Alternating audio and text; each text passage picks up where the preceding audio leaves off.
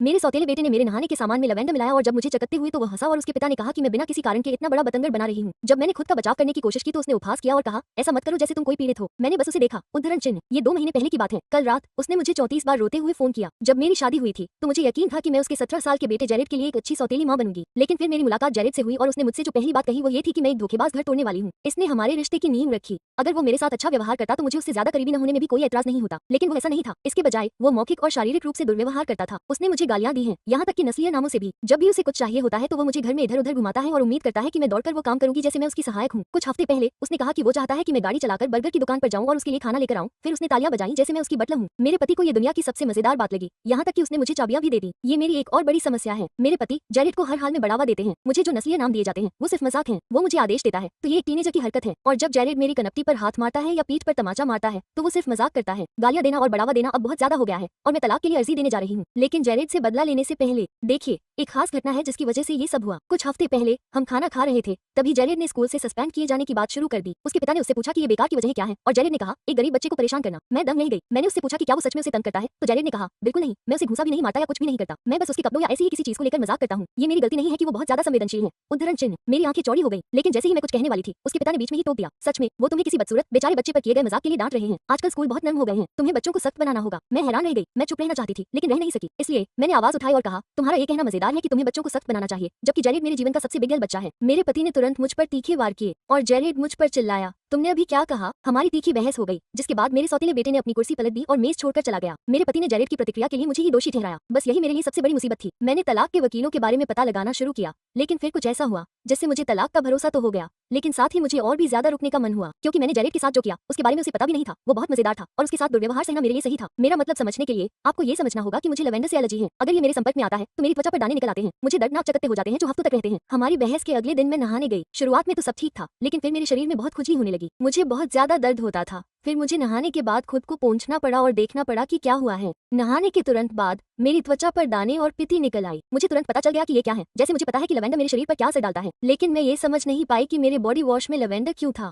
मैंने बोतल चेक की और वो साफ थी। मैंने प्रोडक्ट के बारे में पता लगाया और मुझे कहीं भी लवेंडर नहीं मिला। मैं अपने कमरे की तरफ जा रही थी, तभी मैंने देखा कि मेरे बेटे के कमरे का दरवाजा खुला है और उसकी मेज पर रखी किसी चीज पर मेरी नजर पड़ी। वो बैंगनी रंग की थी। मैं उसे देखने गई और मेरा दिल बैठ गया। वो सूखा लवेंडर था। उसने उसे मेरे सामने ही छोड़ दिया था, मानो वो मुझे चिढ़ा रहा हो, अपने किए पर गर्व कर रहा हो और यहाँ तक कि खुश भी हो रहा हो। वो मेरे साथ जो कुछ भी कर रहा था उसका मजाक उड़ा रहा था। ठीक उसी वक्त मेरी शादी के बचे खुचे अवशेष भी मर गए। मुझे पता है कि मुझे कुछ कहना चाहिए था, लेकिन जब उस दिन मेरे पति और सौतेला बेटा घर आए तो मैंने एक शब्द भी नहीं कहा। असल में मैं कुछ करने वाली भी नहीं थी, जब तक कि मेरे सौतेले बेटे ने मजाक में यह नहीं पूछा कि मैंने लंबी बाजू की शर्ट क्यों पहनी है और मेरी गर्दन पर पिती क्यों है। मुझे नहीं पता क्यों, लेकिन उस भद्दी टिप्पणी ने मेरे अंदर कुछ जगा दिया। मैंने धमाकेदार तरीके से बाहर निकलने का फैसला कर लिया। देखिए, जेरेड को लैक्टोज से बहुत ज्यादा एलर्जी है और अगर वो एलर्जी का खेल खेलना चाहता है तो मैं इसके लिए तैयार हूँ। उसी दिन से मैंने उसके खाने में डेयरी प्रोडक्ट मिलाना शुरू कर दिया और तब से मैं ऐसा करती आ रही हूँ। उसके स्कूल के लंच में जो आमतौर पर डेयरी फ्री होता है, अब पनीर मिला दिया जाता है। अब उसका डिनर बटर में बनता है और दूध हमेशा उसके ब्रेकफास्ट में मिल जाता है। इस वजह से जेरेड पागल हो रहा है। वो लगातार बाथरूम में रहता है, उसे लगातार मतली आती है और उसे खाने से भी डर लगने लगा है, क्योंकि उसे यकीन हो गया है कि उसका शरीर उसका साथ छोड़ रहा है। उनमें से किसी को भी मुझ पर शक नहीं है और पिछले हफ्ते ही मैंने उन्हें इस बात पर बहस करते हुए सुना कि जेरेड कितना टॉयलेट पेपर इस्तेमाल कर रहा है। मेरे दुर्भाग्य से कुछ दिनों बाद वे डॉक्टर के पास चले गए और उसके बाद से सब कुछ बिगड़ने लगा। डेविड और जेरेड दोपहर करीब 2 बजे डॉक्टर के पास गए। मैं घर में इधर उधर टहल रही थी, घबराहट में सफाई कर रही थी और हर कुछ मिनट में अपना फोन चेक कर रही थी। वे घंटों तक चले गए।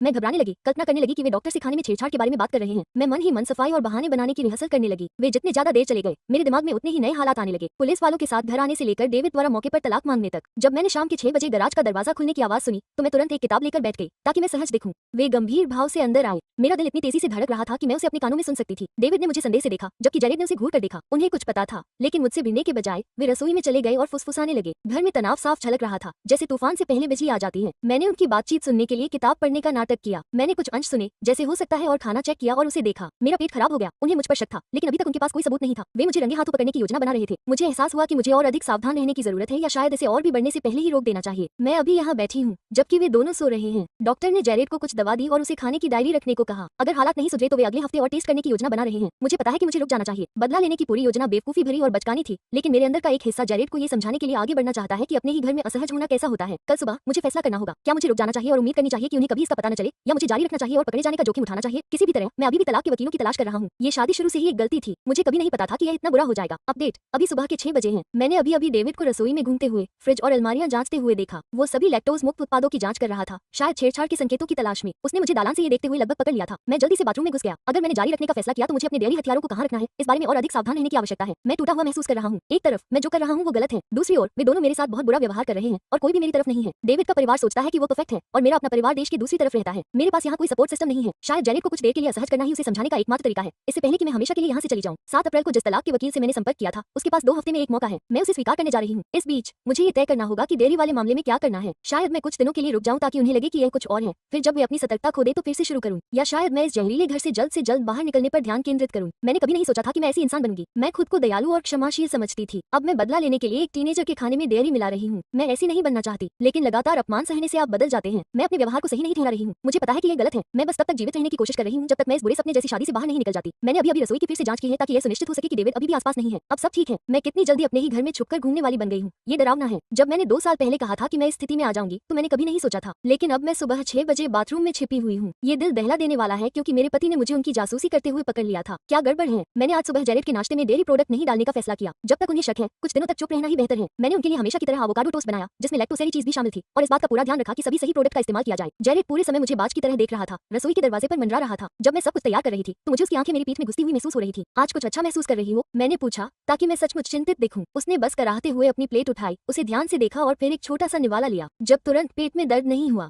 तो वो थोड़ा शांत हुआ और एक और निवाला लिया। हालांकि उसका विश्वास साफ झलक रहा था। वो जल्दी से अपनी सतर्कता कम नहीं करने वाला था। कुछ मिनट बाद डेविड आया, जेरेड के सिर पर किस किया और फिर मुझे पूरी तरह से नजरअंदाज कर दिया। उन्होंने एक दूसरे से कुछ फुसफुसाया जो मैं सुन नहीं सका। ये चुप्पी साधना नया था। आमतौर पर डेविड कम से कम ये दिखावा करता था कि हमारे बीच सब कुछ ठीक है। हमारी सबसे बुरी बहस के बाद भी ये ठंडा रवैया अलग और ज्यादा सोच समझकर किया गया था। जेरेड को स्कूल और डेविड को काम पर छोड़ने के बाद मैंने घर की तलाशी ली कि क्या उन्होंने मुझे पकड़ने के लिए कोई जाल बिछाया है। मैंने फ्रिज में छिपे कैमरों या नए सुरक्षा फीचर की जांच की। कुछ भी स्पष्ट नहीं था, लेकिन मैं इस एहसास को नहीं मिटा सका कि वे कुछ योजना बना रहे थे। मैंने अपने फोन की जासूसी करने वाले ऐप्स की भी जांच की। मुझे डर था कि वे तलाक के वकीलों के बारे में मेरी इंटरनेट खोजों पर नजर रख सकते हैं। उस दोपहर मुझे डेविड का एक संदेश मिला जिसमें कहा गया था कि गैस्ट्रोएंटेरोलॉजिस्ट के साथ अनुवर्ती नियुक्ति के कारण वो और जेरेड देर से आएंगे। यह मेरे लिए एक खबर थी। उन्होंने इतनी जल्दी दूसरी नियुक्ति का उल्लेख नहीं किया था। मेरी चिंता फिर से बढ़ गई। क्या होगा अगर डॉक्टर ने किसी तरह डेयरी को पहले ही दोषी के रूप में पहचान लिया? मैंने पूरी दोपहर सफाई और अपने बचाव की रिहर्सल में बिताई। जब वे आखिरकार शाम 7 बजे घर आए तो जेरेड बिना कुछ कहे सीधे अपने कमरे में चला गया। डेविड रसोई में रुक गया जहाँ मैं खाना बना रही थी। वो काउंटर के सहारे झुक गया और मुझे परेशान करने वाली तीव्रता से सब्जियां काटते हुए देख रहा था। डॉक्टर को लगता है कि जेरेड को कुछ नई खाद्य संवेदनशीलताएं हो गई हैं। उसने लापरवाही से कहा, हमें एक विस्तृत खाद्य लॉग रखने और शायद रसोई में एक कैमरा लगाने की सलाह दी ताकि हम ये पता लगा सके कि ये एपिसोड किस कारण से शुरू हो रहे हैं। मेरा चाकू फिसल गया, मेरी उंगली लगभग कट गई। एक कैमरा, क्या ये थोड़ा अति नहीं है? डेविड ने कंधे उचकाए। अगर इससे जेरेड को अच्छा महसूस होता है, कुछ भी अति नहीं है। क्या आप सहमत नहीं हैं?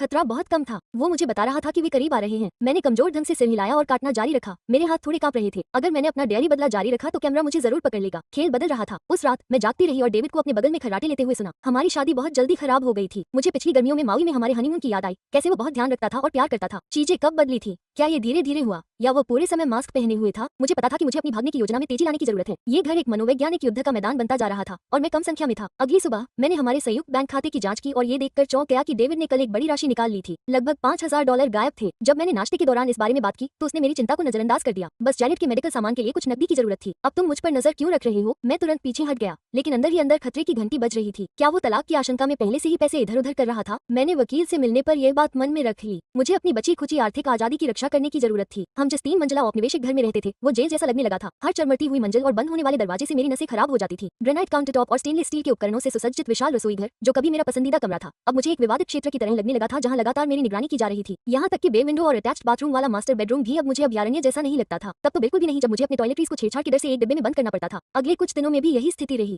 जब से मैंने जेरेड के खाने में डेयरी उत्पाद डालना बंद कर दिया था उसके पेट की समस्याएं रहस्यमयी ढंग से ठीक हो गई। हालांकि संदिग्ध निगाहें अभी भी जारी थी। मैंने उन्हें अक्सर फुसफुसाते हुए सुना, लेकिन कमरे में प्रवेश करते ही अचानक रुक जाते। तनाव इतना बढ़ गया था कि दम ही घुट रहा था। गुरुवार 12 अप्रैल को जब मैं किराने की खरीदारी करके घर आई तो जेरेड को हमारे बाथरूम में मेरे निजी टॉयलेटरीज को ढूंढते हुए देखा। मुझे देखकर वो चौंक गया। मैंने जल्दी से अपना मॉइस्चराइजर लगाया। तुम क्या कर रही हो? मैंने अपनी आवाज को संतुलित रखते हुए पूछा। एस्पिरिन ढूंढ रहा हूँ, वो बड़बड़ाते हुए मुझे धक्का देकर दालान में चला गया। मैंने तुरंत अपने उत्पादों की जांच की, हर एक को सूंघकर देखा कि कहीं उसमें लवेंडर या अन्य संभावित एलर्जी तो नहीं है। सब कुछ सामान्य लग रहा था, लेकिन उसके व्यवहार से एक स्पष्ट संदेश जा रहा था। वो बदला लेने की योजना बना रहा था। उस रात मैंने अपने सभी आवश्यक प्रसाधनों को एक ताले वाले डिब्बे में रख दिया और अगले दिन काम पर ले आया और उन्हें अपनी मेज की दराज में रख दिया। पछताने से अच्छा है सावधान रहना। सप्ताहांत एक अप्रत्याशित घटना के साथ आया। डेविड ने शनिवार की सुबह बताया कि उसके माता पिता रात के खाने के लिए आ रहे हैं। मैंने क्रिसमस के बाद से रॉबर्ट और लिंडा को नहीं देखा था और वे हमेशा ठंडे और विनम्र रहते थे। डेविड ने यह नहीं बताया था कि वे मिलने आ रहे हैं, जो हमारे मौजूदा संचार की स्थिति को देखते हुए आश्चर्य की बात नहीं थी। मैंने दिन भर सफाई और रात के खाने की तैयारी में बिताया। हर गुजरते घंटे के साथ चिंता बढ़ती जा रही थी। जब शाम 6 बजे दरवाजे की घंटी बजी तो मैंने अपनी सबसे अच्छी नकली मुस्कान लगाकर दरवाजा खोला। रॉबर्ट और लिंडा स्थिर मुस्कान के साथ वहां खड़े थे, जो उनकी आंखों तक नहीं पहुंच रही थी। उनके पीछे एक अपरिचित महिला थी जिसकी उम्र लगभग 50 वर्ष होगी। ये डॉक्टर करेन मिल्स हैं। लिंडा ने अंदर आते ही घोषणा की। वो एक पारिवारिक मित्र और एक बेहतरीन मनोचिकित्सक हैं। हमने सोचा कि वो हमारे साथ डिनर पर आ सकती हैं। मेरा पेट खराब हो गया। यह कोई आम पारिवारिक डिनर नहीं था, यह एक हस्तक्षेप था। उन्होंने बिना किसी पूर्व सूचना के मेरा मूल्यांकन करने के लिए एक मनोचिकित्सक को बुलाया था। मैंने डेविड को देखा जो मेरी आंखों से बच रहा था और जेरेड जो सीढ़ियों से मुस्कुरा रहा था। उन्होंने मिलकर इस हमले की योजना बनाई थी। हमारे औपचारिक डाइनिंग रूम में, जिसमें झूमर और गहरे रंग की लकड़ी की मेज थी, जिसका उपयोग आमतौर पर केवल विशेष अवसरों के लिए किया जाता है, इस अप्रत्याशित मनोवैज्ञानिक मूल्यांकन के लिए सेटिंग बन गई। बरगंडी दीवारों पर पारिवारिक तस्वीरें लटकी हुई थी। तस्वीर में आने से पहले के खुशनुमा पल मेरे घर में एक बाहरी व्यक्ति के रूप में मेरी स्थिति को मजबूत कर रहे थे। डिनर बहुत ही कष्टदायक था। डॉक्टर मिल्स ने मेरे बचपन, मेरे माता पिता के साथ मेरे रिश्ते, भावनात्मक समस्याओं के इतिहास के बारे में सामान्य से दिखने वाले सवाल पूछे। हर कोई मुझे ऐसे देख रहा था जैसे मैं एक बम हूं जो अभी फटने वाला हूं। मैंने विनम्रता से लेकिन संक्षेप में जवाब दिए, अंदर ही अंदर चीखते हुए अपने आप को संयमित रखने की कोशिश की। जब लिंडा ने धीरे से कहा कि कभी-कभी नई पत्नियां अपने पति से खतरा महसूस कर सकती हैं, तो ये बात टूट गई। सौतेले बच्चों के प्रति चिंताजनक व्यवहार विकसित करना। उसने सार्थक रूप से डॉक्टर मिल्स को देखा, जिन्होंने बुद्धिमानी से सिर हिलाया। वे ये तर्क दे रहे थे कि मैं मानसिक रूप से अस्थिर हूं। मैं कथित तौर पर मिठाई देखने के लिए रसोई में गई थी, लेकिन वास्तव में सांस लेने के लिए कुछ समय अकेले में बिताना चाहती थी। काउंटर को पकड़ते समय मेरे हाथ कांप रहे थे। डेविड मेरे पीछे पीछे अंदर आया और अपने पीछे दरवाजा बंद कर लिया।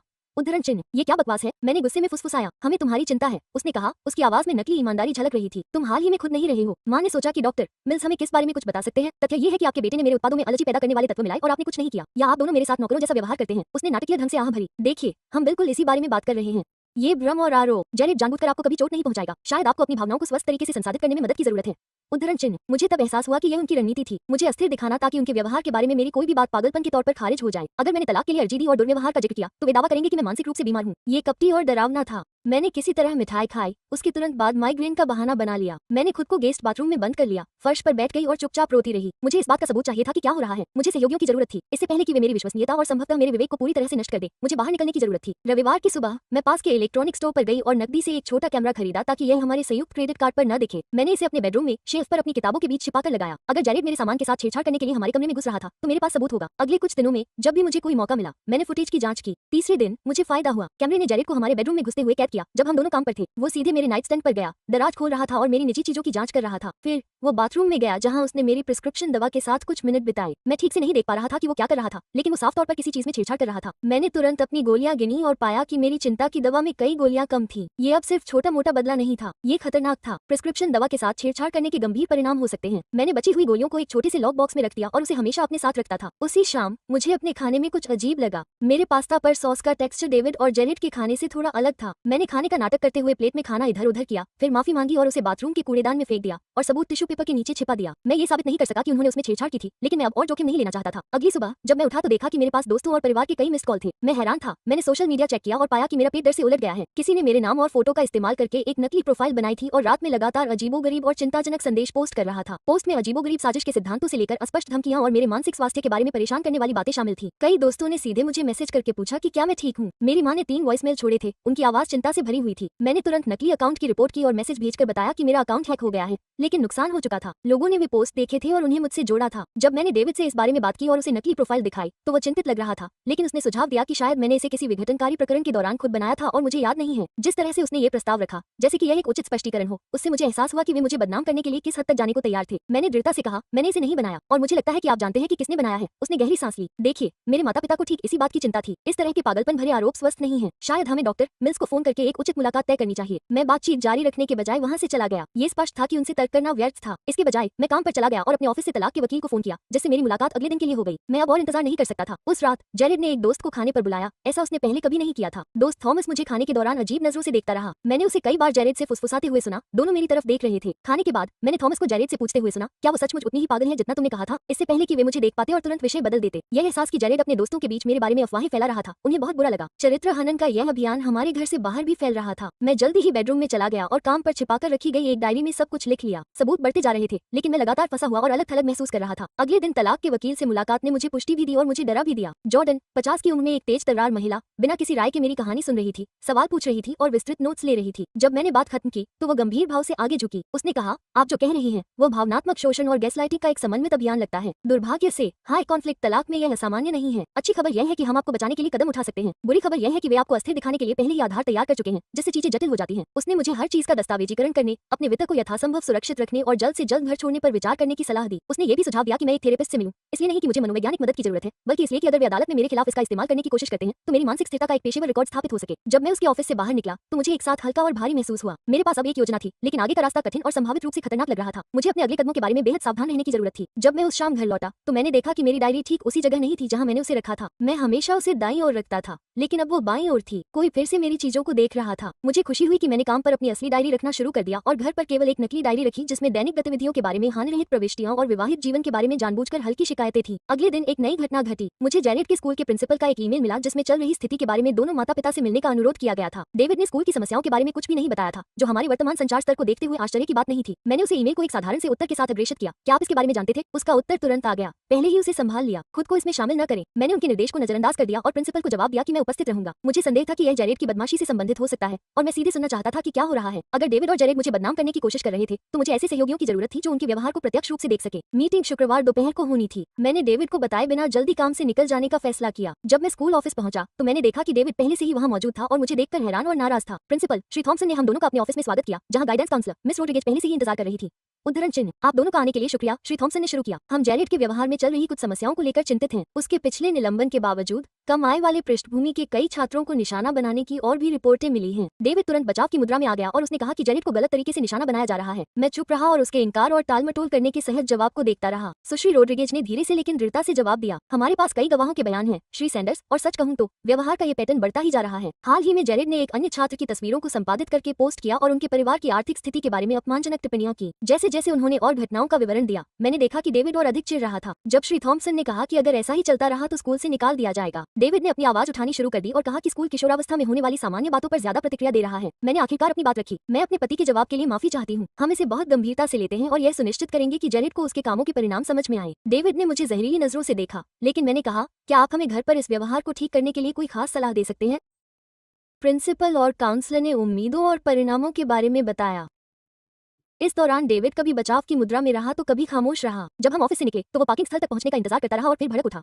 उद्धरण चिन्ह, तुमने मुझे इस तरह नीचा दिखाने की हिम्मत कैसे की? यह मेरा बेटा है, तुम्हारा नहीं। तुम्हें हमारे परिवार की तरफ से बोलने का कोई हक नहीं है। बदमाशी किशोरावस्था में आम बात नहीं है डेविड, ये नुकसानदेह है और इससे गहरी समस्याएं पैदा होती हैं, जिन पर ध्यान देने की जरूरत है। वो मेरे सामने आ गया और मेरी नाक से कुछ इंच की दूरी पर अपनी उंगली उठाई। तुम्हें लड़कों को पालने के बारे में कुछ भी नहीं पता, अपनी हद में रहो और मेरे पालन पोषण में दखल मत दो। मैंने जवाब दिया, तुम्हारे पालन पोषण ने मुझे ऐसा इंसान बनाया है जो दूसरों को दुख पहुंचाना ठीक समझता है। मैंने अपने तेज दिल के बावजूद अपनी आवाज को संयत रखा, जैसे तुमने उसे सिखाया है कि मुझे दुख पहुंचाना ठीक है। उसका चेहरा गुस्से से विकृत हो गया और एक पल के लिए मुझे लगा कि वो मुझे मार ही देगा। इसके बजाय उसने मेरे पैरों के पास जमीन पर थूका और अपनी कार में बैठ गया। मैं पार्किंग में कांपता हुआ खड़ा था, यह महसूस करते हुए कि इस झगड़े ने सब कुछ और भी बढ़ा दिया है। अब पीछे मुड़ने का कोई रास्ता नहीं था। उस रात डेविड घर नहीं आया। उसने सिर्फ ये बताने के लिए मैसेज किया कि वो अपने एक दोस्त के साथ रुक रहा है ताकि उसे ठंडक मिले। जेरेड अपने दादा दादी के घर पर था, इसलिए महीनों बाद पहली बार मैं वहाँ अकेली थी। वहाँ की खामोशी राहत देने वाली और डरावनी दोनों थी। मैंने इस मौके का इस्तेमाल अपने निजी सामान और जरूरी दस्तावेजों को सुरक्षित रखने में किया। मैंने एक बैग में जरूरी सामान रखा ताकि अगर मुझे जल्दी जाना पड़े तो मैं उसे अपनी कार की डिक्की में रख सकूं। मैंने अपने निजी खाते से कुछ पैसे भी निकाले और कुछ दोस्तों से संपर्क किया कि क्या जरूरत पड़ने पर मैं उनके साथ रह सकता हूँ। आधी रात के करीब मुझे एक अनजान नंबर से मैसेज आया, हमें पता है कि तुमने जेरेड के खाने के साथ क्या किया, सबूत जुटा लिए गए हैं, नतीजों के लिए तैयार रहो। मेरा खून खौल उठा। मुझे यकीन नहीं हो रहा था कि किसने मैसेज भेजा, डेविड, जेरेड या लिंडा, लेकिन धमकी साफ थी। वे डराने धमकाने की अपनी रणनीति बढ़ा रहे थे। मैंने अपने रिकॉर्ड के लिए मैसेज का स्क्रीनशॉट ले लिया और अपने बेडरूम के दरवाजे के पास कुर्सी रखकर सोने की कोशिश की। अगली सुबह मैंने काम पर बीमार होने का बहाना बनाया और धमकी भरे मैसेज के साथ सीधे अपने वकील के ऑफिस गई। जॉर्डन ने मुझे बढ़ती दुश्मनी और दर्ज धमकियों के आधार पर अस्थायी निरोधक आदेश के लिए फाइल करने की सलाह दी। वो नतीजों के बारे में खास तौर पर चिंतित लग रही थी। उसने समझाया कि यह अब सिर्फ तलाक का मामला नहीं है, आगे बढ़ने से पहले हमें आपकी शारीरिक सुरक्षा का ध्यान रखना होगा। मैंने दिन का ज्यादातर समय कागजी कार्रवाई पूरी करने और बयान देने में बिताया। देर दोपहर तक मुझे डेविड पर एक अस्थायी आदेश मिला, जिसमें उसे हमारे वकीलों के जरिए ही मुझे धमकाने या संपर्क करने से रोक दिया गया। ये पूरी सुरक्षा नहीं थी, लेकिन यह एक शुरुआत थी। जब मैं अपने घर वापस आकर अपना सामान लेने गई तो मैंने देखा कि डेविड लिविंग रूम में इंतजार कर रहा है। मेरा दिल लगभग रुक गया। उसने अपना फोन उठाया और उस पर प्रतिबंधात्मक आदेश की सूचना दिखाई। सच में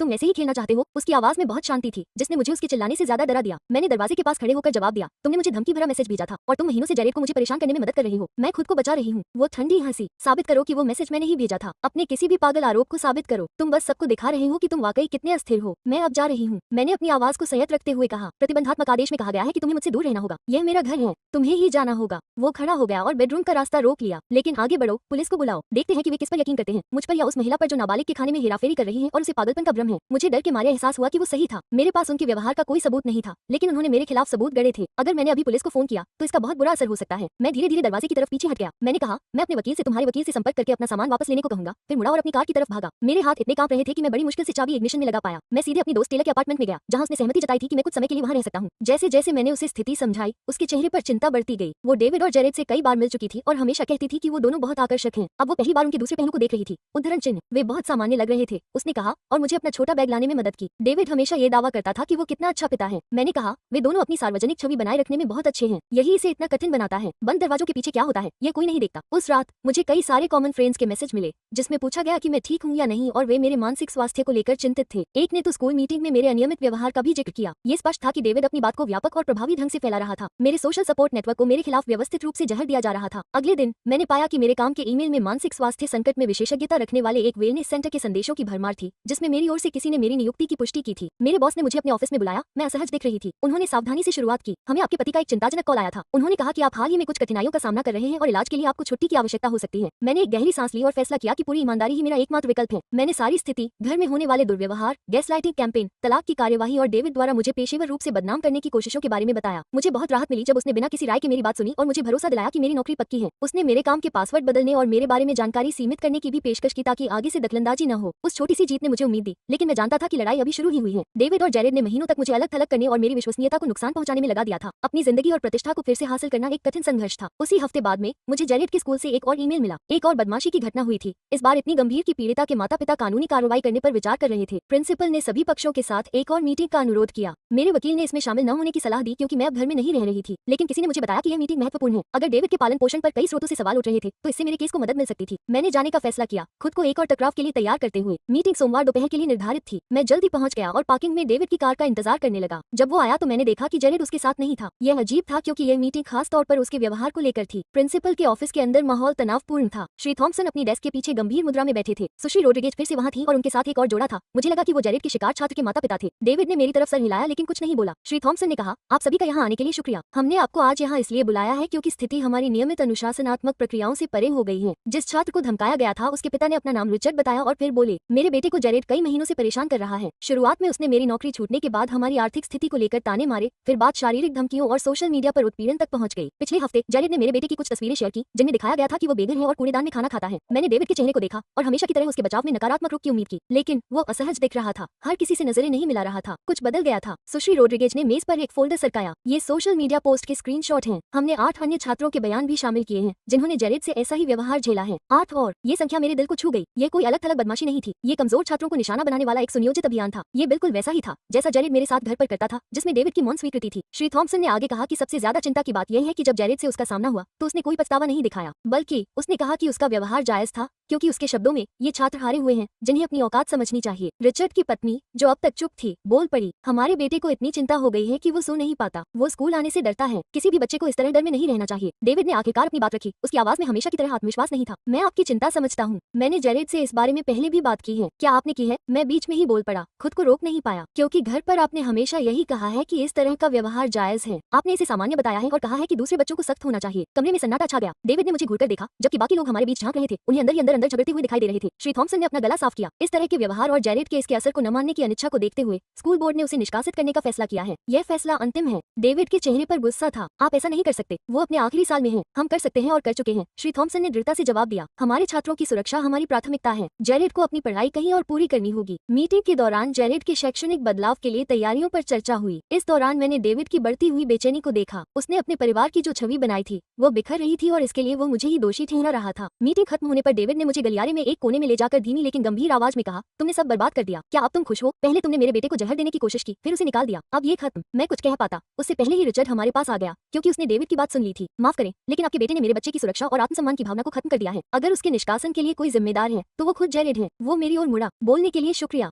ये साफ है कि यह व्यवहार बहुत दिनों से चल रहा है। डेविड गुस्से में चला गया और मुझे रिचर्ड और उसकी पत्नी के साथ छोड़ गया। उन्होंने तनाव को भांपते हुए मेरी स्थिति के बारे में पूछा। मैंने हाल की घटनाओं का संक्षिप्त विवरण बताया और उन्होंने एक दूसरे को जानकार नजरों से देखा। रिचर्ड ने बताया, हम संभावित मुकदमे के लिए हर चीज का दस्तावेजीकरण कर रहे हैं। अगर आपको तलाक की कार्यवाही के लिए समर्थन की जरूरत है तो हम उनके व्यवहार के बारे में अपने विचार देने को तैयार हैं। इस अप्रत्याशित सहयोग पर मैं लगभग रो पड़ी। इतने लंबे समय तक अलग थलग और अविश्वास महसूस करने के बाद किसी ऐसे व्यक्ति का होना जो मेरे अनुभव को सही ठहराए, मेरे लिए बहुत बड़ी बात थी। अलग होने से पहले हमने एक दूसरे को कॉन्टेक्ट डिटेल्स दी। जब मैं टेलर के अपार्टमेंट वापस जा रही थी तो मैंने सोचा कि कुछ ही हफ्तों में चीजें कितनी कितनी नाटकीय रूप से बदल गई हैं। जेरेड के खाने में चुपके से डेयरी प्रोडक्ट मिलाने और बदला लेने की छोटी मोटी योजना से अब मैं खुद को कानूनी कार्यवाही के बीच में पा रही थी, जिसमें अप्रत्याशित सहयोगी सामने आ रहे थे। स्थिति मेरी उम्मीद से कहीं ज्यादा बिगड़ गई थी। उस रात मुझे डेविड की मां लिंडा का वॉइसमेल मिला। उसकी आवाज अलग, कम आत्मविश्वास और ज्यादा झिझक वाली लग रही थी। मुझे बात करने की जरूरत है। कुछ ऐसी बातें सामने आई हैं जो रॉबर्ट और मुझे चिंतित कर रही हैं। जब भी संभव हो कृपया मुझे वापस कॉल करें। मैंने टेलर के लिए मैसेज प्ले किया। समझ नहीं आ रहा था कि स्पष्ट शांति प्रस्ताव पर भरोसा किया जाए या नहीं। यह एक और जाल हो सकता है। टेलर ने सलाह दी कि उसे वापस कॉल करें, लेकिन ध्यान से बोले। अगर हो सके तो बातचीत रिकॉर्ड कर लीजिए। मैंने उसके सुझाव पर अमल किया और लिंडा को कॉल करने से पहले पॉल को रिकॉर्डिंग चालू कर दी। पहली घंटी बजते ही उसने जवाब दिया। उसने कहा, कॉल बैक करने के लिए शुक्रिया। उसकी आमतौर पर तीखी आवाज थकी हुई लग रही थी। रॉबर्ट और मैं निष्कासन के बाद से ही इस पर विचार कर रहे हैं। हमने मीटिंग में मौजूद अभिभावकों रिचर्ड और एनी क्लार्क से भी बात की है। उन्होंने कुछ चिंताएं बताई हैं जो आपके द्वारा पहले बताई गई बातों से मेल खाती हैं। मैं चुप रहा और उसके आगे बोलने का इंतजार किया। उसने झिझकते हुए कहा, हमें अपने घर में जेरेड के कमरे में कुछ मिला है। मैं सफाई कर रही थी और मुझे एक डायरी मिली जिसमें उसने कुछ परेशान करने वाली बातें लिखी हैं। बदमाशी के बारे में, आपके बारे में, बदला लेने की योजना के बारे में। रॉबर्ट को लगता है कि हमें इसे आपको दिखाना चाहिए। मैं तुरंत सतर्क हो गया। महीनों तक मेरे साथ ऐसा व्यवहार करने के बाद अचानक उनके विचारों में आया ये बदलाव संदिग्ध लग रहा था, जैसे कि मैं ही समस्या हूँ। नजरिए में ये बदलाव क्यों? मैंने सावधानी से पूछा। लिंडा ने आह भरी। क्लर्क ने जो व्यवहार बताया वो हमने खुद देखा था, लेकिन उसे नजरअंदाज कर दिया। और डायरी में लिखी बातें, ये वाकई चिंताजनक हैं। मुझे लगने लगा है कि हम गलत कहानी का समर्थन कर रहे थे। हमने अगले दिन एक पब्लिक कैफे में मिलने का फैसला किया। मैंने अपने वकील को मीटिंग के बारे में बताया और उसने सलाह दी कि मेरे साथ गवाह के तौर पर कोई हो। टेलर तुरंत तैयार हो गया। उस रात मैं सो नहीं सका। मेरे दिमाग में कई सारी संभावनाएं घूम रही थी। क्या ये उनकी तरफ से एक सच्चा एहसास था या कोई बड़ी साजिश?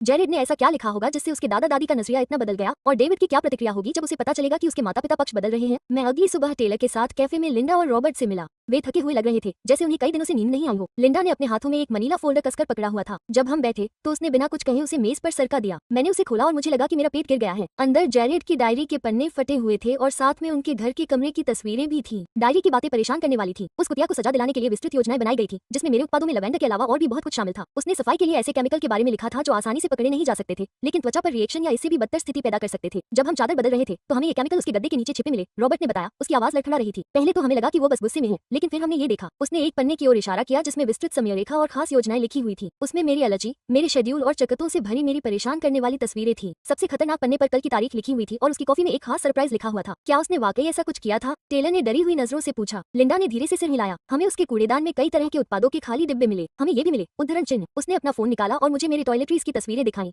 मेरी असली बोतलें और डिब्बे जो जेरेड के घर में उसकी अलमारी में एक डिब्बे में छिपे हुए थे। वो मेरे प्रोडक्ट चुराता था, उनके साथ छेड़छाड़ करता था और उन्हें हमारे बाथरूम में वापस रख देता था। अब तुम मुझे ये क्यों दिखा रहे हो? मैंने अपनी आवाज को संयत रखने की कोशिश करते हुए पूछा। रॉबर्ट ने नीचे देखा। उसके चेहरे पर शर्म साफ झलक रही थी। हमने हमेशा सोचा था कि डेविड समझदार है। जब उसने हमें बताया कि तुम अस्थिर हो और जेरेड के बारे में बातें बना रही हो, तो हमने उस पर यकीन किया क्योंकि वो हमारा बेटा है। लेकिन स्कूल मीटिंग और उन दूसरे अभिभावकों से बात करने के बाद हमने कुछ बातों पर गौर करना शुरू किया। लिंडा ने आगे कहा, जिस तरह जेरेड लोगों के बारे में बात करता है, जिस तरह डेविड गंभीर चिंताओं को खारिज कर देता है। फिर उसे ये सब देखकर उसने जर्नल के पन्नों की ओर इशारा किया। हम इसे और ज्यादा नजरअंदाज नहीं कर सकते थे। मुझे मान्यता और डर का एक जटिल मिश्रण महसूस हुआ। आखिरकार किसी ने मुझ पर यकीन किया, लेकिन सबूत मेरी कल्पना से कहीं ज्यादा परेशान करने वाले थे। ये सिर्फ बदमाशी या छोटा मोटा बदला नहीं था, ये संभावित रूप से खतरनाक योजनाएं थी। क्या तुमने ये डेविड को दिखाए हैं? मैंने पूछा। उन्होंने असहज नजरों से एक दूसरे को देखा। हमने कोशिश की। रॉबर्ट ने स्वीकार किया। उन्होंने कहा, जेरेड अपने गुस्से को सही तरीके से निकाल रहा है और हम जरूरत से ज्यादा प्रतिक्रिया दे रहे हैं। उसने हम पर परिवार के खिलाफ जाकर तुम्हारा पक्ष लेने का आरोप लगाया। ये बिल्कुल डेविड जैसा लग रहा था। उसकी दुनिया में कोई भी आलोचना विश्वासघात होती थी और वफादारी का मतलब बुरे व्यवहार को बढ़ावा देना होता था। हम चिंतित हैं, लिंडा ने धीरे से कहा। सिर्फ तुम्हारे लिए नहीं, जेरेड के लिए भी। इस स्तर का गुस्सा और हिसाब किताब सामान्य नहीं है। उसे मदद की जरूरत है, प्रोत्साहन की नहीं। मैंने उन्हें आगे आने के लिए धन्यवाद दिया और जर्नल के पन्नों की प्रतियां रखने को कहा। वे मान गए और जरूरत पड़ने पर मेरे वकील से बात करने की भी पेशकश की। जब हम अलग हुए, लिंडा ने मुझे अजीब तरह से गले लगाया। उससे मिलने के बाद हमारी पहली सच्ची बातचीत हुई। टेलर और मैं नए सबूतों के साथ सीधे मेरे वकील के दफ्तर पहुंचे। जॉर्डन ने हर चीज को ध्यान से देखा। उसके चेहरे पर चिंता की लकीरें बढ़ती जा रही थी। उसने आखिर में कहा, ये सब कुछ बदल देता है। ये सिर्फ एक किशोरी की गुस्से में लिखी हुई बातें नहीं है। यहाँ नुकसान पहुंचाने की मंशा साफ झलकती है। उसने मेरी तरफ देखा। हमें जेरेड और डेविड दोनों के खिलाफ तुरंत एक आपातकालीन सुरक्षा आदेश दायर करने की जरूरत है। मैंने अगले 3 घंटे बयान देने और कागजात दाखिल करने में बिताए। दोपहर बाद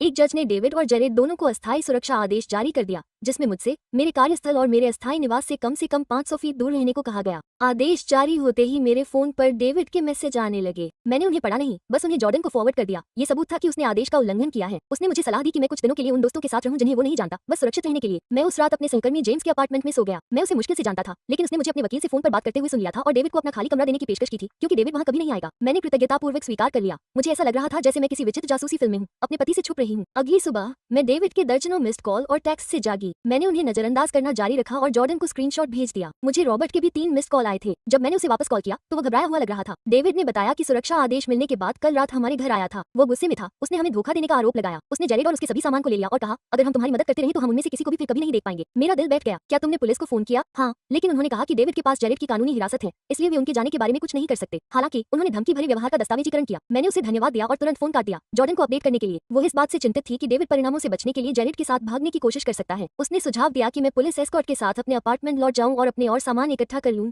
अगर यह अनुमान से अधिक लंबा अलगाव नहीं हुआ। उस दोपहर मेरे साथ 2 अधिकारी थे। सौभाग्य से अपार्टमेंट खाली था, लेकिन मैंने देखा कि मेरी बहुत सी चीजें नष्ट हो गई थी। मेरे कपड़े कटे हुए थे, तस्वीरें फाड़ दी गई थी और किसी ने मेरे घर के ऑफिस में ब्लीच जैसी गंध वाली चीज डाल दी थी, जिससे मेरा निजी लैपटॉप और दस्तावेज नष्ट हो गए। अधिकारियों ने सब कुछ दर्ज किया और मैंने जो कुछ भी बचा था उसे पैक कर लिया। जब मैं जा रहा था तो हमारी पड़ोसी श्रीमती जॉनसन सावधानी से मेरे पास आई। उन्होंने धीरे से कहा, मैं आपसे बात करना चाहती थी। मैंने दीवारों के पार से बहुत सी चिंताजनक बातें सुनी हैं और कल रात बहुत हंगामा हुआ था। वो आदमी और उसका बेटा चीजें फेंक रहे थे और चिल्ला रहे थे कि अगर तुमने कानूनी मामला जारी रखा तो तुम्हें गायब कर दिया जाएगा। मैंने उनसे पूछा कि क्या वो एक बयान देने को तैयार हैं और वो तुरंत तैयार हो गई। वो महीनों से गड़बड़ियों का दस्तावेजीकरण कर रही थी, जिसमें तारीखें और समय भी शामिल थे। एक और अप्रत्याशित सहयोगी उस स्थिति से सामने आया जिसका सामना मैं अकेले कर रहा था। अगले हफ्ते में और सबूत इकट्ठा हुए। जेरेड के 3 पुराने दोस्त, जिनमें थॉमस भी शामिल था, टेक्स्ट मैसेज के साथ सामने आए, जिसमें जेरेड ने मुझे और उसके पिता का अपमान करने के लिए सबक सिखाने की योजना के बारे में खुलकर बात की थी। टेक्स्ट में मेरे खाने और टॉयलेटरीज में केमिकल मिलाने का जिक्र था, जिससे मुझे बहुत उल्टी आ सकती थी, लेकिन ऐसा लग रहा था कि वो पागल हैं। जॉर्डन ने बढ़ते सबूतों और गवाहों के बयानों के आधार पर आपातकालीन सुनवाई के लिए अर्जी दी। जज ने इसे अगले सोमवार के लिए निर्धारित किया। डेविड को जेरेड के साथ पेश होना था और अदालत ये तय करेगी कि अस्थायी सुरक्षा आदेशों को स्थायी किया जाए या नहीं। सुनवाई से पहले का सप्ताहांत कष्टदायक था। मैं एक अलग नाम से होटल में रुका था, हर आहट पर दौड़ता था और बार बार ताले चेक करता था। जॉर्डन ने मुझे विशेष रूप से सतर्क रहने की सलाह दी थी, क्योंकि डेविड कई दिनों से काम पर या अपने अपार्टमेंट में नहीं देखा गया था। सोमवार की सुबह एक अजीब डर और राहत के साथ आई। आखिरकार यह किसी न किसी तरह से सामने आएगा। मैं जॉर्डन और टेलर के साथ अदालत पहुंचा। दोनों ने नैतिक समर्थन दिया। रॉबर्ट और लिंडा पहले से ही वहां थे, घबराए हुए लेकिन दृढ़ दिख रहे थे। जब डेविड और जेरेड आखिरकार अपने वकील के साथ आए तो मुझे शारीरिक रूप से बीमार महसूस हुआ। डेविड हैरान करने वाला और शांत दिख रहा था,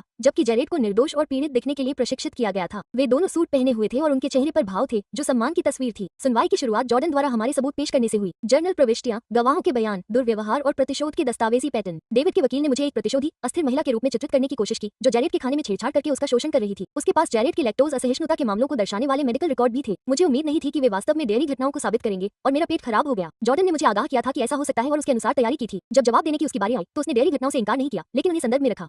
उद्धरण चिन्ह। हाँ, मेरी मुवक्किल एक संक्षिप्त गलत सलाह वाली अवधि को स्वीकार करती है जब उसने जेरेड के भोजन में सामान्य डेयरी उत्पाद मिलाए। जॉर्डन ने शांति से कहा, यह महीनों के प्रलेखित दुर्व्यवहार के बाद हुआ, जिसमें जेरेड ने जानबूझकर उसे एक गंभीर एलर्जेन के संपर्क में लाया, जिसके लिए चिकित्सा उपचार की आवश्यकता थी। ये लगातार पीड़ा के लिए एक खेदजनक प्रतिक्रिया थी। मुख्य अंतर यह है कि मेरे मुवक्किल की हरकतें हालांकि अनुचित थी, लेकिन स्थायी नुकसान के बिना अस्थायी असुविधा का कारण बनी, जबकि प्रतिवादी की हरकतें गंभीर चोट की ओर ले जाने वाले संभावित बढ़ते पैटर्न दिखाती हैं। जज, जो 60 की उम्र की एक सख्त दिखने वाली महिला थी, ने दोनों पक्षों से कई तीखे सवाल पूछे। जब डेविड स्टैंड पर आया तो वो चिंतित पिता की छवि में था, जिसने मेरी गिरती मानसिक स्थिति और ईर्ष्या के कारण उसके मासूम बेटे को कैसे निशाना बनाया, इस पर चिंता व्यक्त की। मुझे लगा कि उसका प्रदर्शन देखकर मुझे उल्टी आ जाएगी। उसकी भरोसेमंद तरीके से झूठ बोलने की क्षमता वास्तव में आश्चर्यजनक थी। एक पल के लिए मैंने खुद की वास्तविकता पर भी सवाल उठाया, क्या मैंने किसी तरह हर चीज का गलत अर्थ निकाला था? लेकिन फिर जॉर्डन ने डेविड और जेरेड के बीच के टेक्स्ट मैसेज दिखाए, जिसमें मुझसे बदला लेने और मुझे मेरी औकात सिखाने की योजना पर चर्चा की गई थी। डेविड के चेहरे पर थोड़ी दरार आ गई, क्योंकि उसने इसे केवल अपनी भड़ास निकालने के रूप में समझाने की कोशिश की। जब जेरेड की गवाही की बारी आई तो कुछ अप्रत्याशित हुआ। जज के सीधे सवालों के सामने सावधानीपूर्वक तैयार किया गया प्रदर्शन सामने आने लगा। जब उनसे विशेष रूप से जर्नल प्रविष्टियों और मेरे उत्पादों में रसायन डालने की योजना के बारे में पूछा गया तो जेरेड रक्षात्मक और विरोधाभासी हो गए। उन्होंने कहा, मेरे साथ जो कुछ भी हुआ उसके लिए वो इसकी हकदार थी। उन्होंने आखिरकार अपना आपा खोते हुए कहा, वो मेरे पिता को मुझसे दूर ले जाना चाहती थी और डेयरी उत्पादों से मुझे बीमार करना चाहती थी। पापा ने कहा कि हमें उसे दिखाना होगा कि वास्तव में प्रभारी कौन है। कोर्ट रूम में सन्नाटा छा गया। डेविड के वकील ने ब्रेक के लिए कॉल करने की कोशिश की, लेकिन जज ने मना कर दिया। उन्होंने जेरेड से पूछताछ जारी रखी, जो लगातार उत्तेजित होता गया और अंततः डेविड की जानकारी और प्रोत्साहन से मेरे सामान के साथ छेड़छाड़ करने की कई घटनाओं को स्वीकार किया। सुनवाई के अंत में जज ने डेविड और जेरेड दोनों के खिलाफ स्थायी सुरक्षा आदेश जारी किए। उन्होंने जेरेड के लिए एक पूर्ण मनोवैज्ञानिक मूल्यांकन का भी आदेश दिया और डेविड के खिलाफ नाबालिग के अपराध में योगदान और सुरक्षा में विफलता के लिए संभावित आपराधिक आरोपों के लिए मामले को जिला अटॉर्नी को भेज दिया। जब हम कोर्ट रूम से बाहर निकले तो मुझे विजयी होने के बजाय सुन्न महसूस हुआ। सिस्टम तकनीकी रूप से काम कर रहा था, लेकिन इसकी कीमत बहुत बड़ी थी। मेरी शादी टूट गई, मेरी संपत्ति को नुकसान पहुंचा या नष्ट कर दिया गया,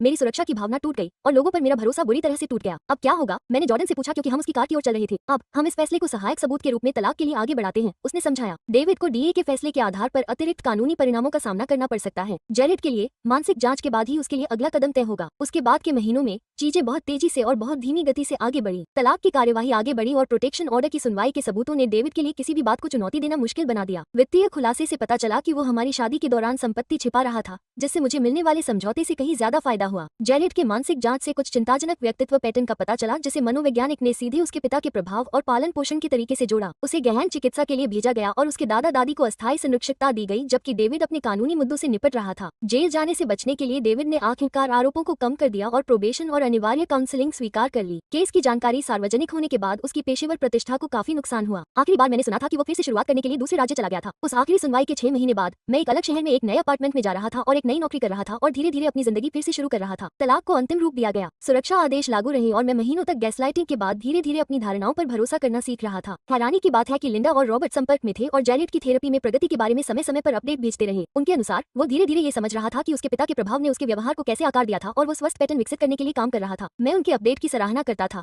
लेकिन जेरेड के पुनर्वास में सीधे तौर पर शामिल होने के लिए दृढ़ सीमाएं बनाए रखता था। एक दोपहर मुझे अपने वकील के माध्यम से एक पत्र मिला। ये जेरेड का था, जो उन लोगों के लिए माफी मांगने की उसकी थेरेपी प्रक्रिया का हिस्सा था जिन्हें उसने नुकसान पहुंचाया था। पत्र अजीब था और अभी भी कम करने और औचित्य के संकेत दे रहा था, लेकिन इसमें विशिष्ट हानिकारक कार्यों और उनके प्रभाव की वास्तविक स्वीकृति भी थी। मैंने इसे एक बार पढ़ा, फिर बिना जवाब दिए इसे रख दिया। शायद किसी दिन मैं उसके विकास के प्रयासों को स्वीकार करने के लिए तैयार महसूस करूंगा, लेकिन अभी के लिए मुझे अपने उपचार पर ध्यान देने की आवश्यकता है। जिस चिकित्सक को मैं देख रहा था, उसने मुझे ये समझाने में मदद की कि मेरे ठीक होने के लिए क्षमा करना आवश्यक नहीं है और दूरी बनाए रखना एक वैध विकल्प है। डेयरी रिवेंज अब किसी दूसरी जन्म की घटना की तरह लग रहा था, एक हताश व्यक्ति द्वारा किया गया कृत्य जो अपनी चरम सीमा पर पहुंच चुका था। मुझे इस पर गर्व नहीं था, लेकिन मैंने इसे एक गंभीर विषाक्त परिस्थिति का लक्षण भी माना, न कि मेरी असलियत को दर्शाने वाला। 3 महीने पहले मैं रिचर्ड और एनी क्लार्क से एंटी बुलिंग प्रोग्राम के लिए एक फंडरेजर में मिला। उन्होंने मुझे बताया कि उनका बेटा अपने नए स्कूल में अच्छा कर रहा था और उन्होंने डेविड के खिलाफ मुकदमे से मिले समझौते का एक हिस्सा बुलिंग से प्रभावित परिवारों के लिए एक सहायता समूह बनाने में इस्तेमाल किया। रिचर्ड ने कहा, आप जानते हैं, अजीब तरह से हम आभारी हैं कि जब ये स्थिति सामने आई तो ये सामने आई। अगर यह बिना रुके चलता रहता तो कौन जानता है कि कितने और बच्चे आहत होते या बुलिंग और भी बदतर हो जाती। मैं समझ गया कि वो क्या कहना चाहता था। पिछले साल के आघात के बावजूद सच्चाई को उजागर करना अंततः आवश्यक था, न केवल मेरे लिए बल्कि डेविड और जेरेड के व्यवहार से प्रभावित सभी लोगों के लिए। पिछले हफ्ते मैंने टेलर और कुछ नए दोस्तों के साथ डिनर किया। जब किसी ने पूछा कि मैं और मेरा एक्स कैसे अलग हुए, तो मैंने सरलीकृत संस्करण बताया जो अब मैं उन लोगों के लिए इस्तेमाल करता हूं जिन्हें पूरी कहानी की जरूरत नहीं है। टेलर ने चुपचाप मेज के नीचे मेरा हाथ दबाया और बातचीत दूसरे विषयों पर आ गई। उस रात घर जाते समय मुझे एहसास हुआ कि मैंने शाम को एक बार भी पीछे मुड़कर नहीं देखा कि कोई मेरा पीछा तो नहीं कर रहा है। मैंने खाने से पहले अपने खाने की जांच नहीं की। जब कोई अचानक मेरे पास आया तो मैं नहीं हिला।